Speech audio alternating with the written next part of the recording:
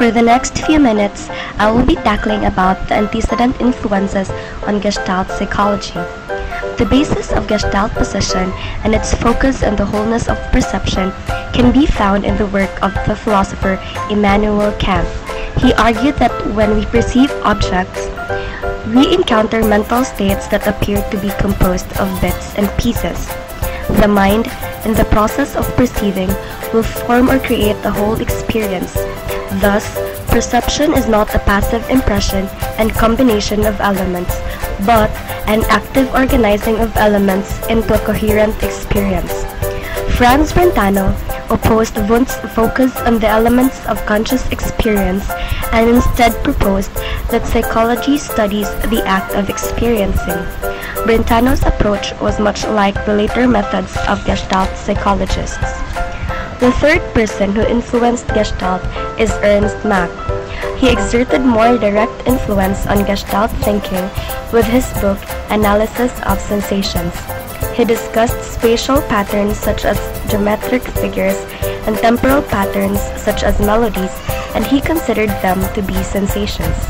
Mach argued that our perception of an object remains the same even if we change our orientation to it.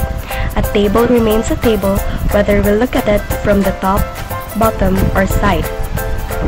Next is Christian von Ehrenfels, who proposed Gestalt qualitatum, which are perceptions based on something greater than merging of individual elements.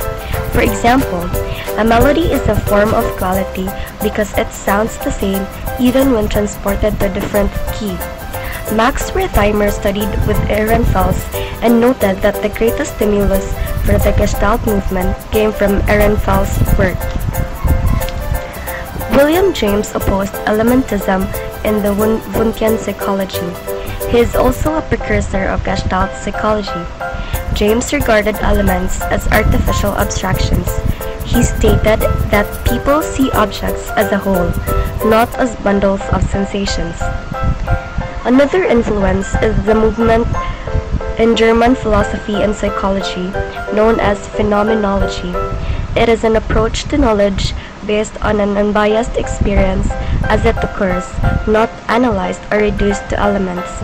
It involves the almost naive experience of common sense.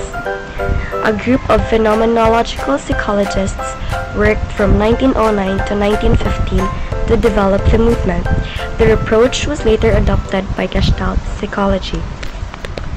Created using Powtoon.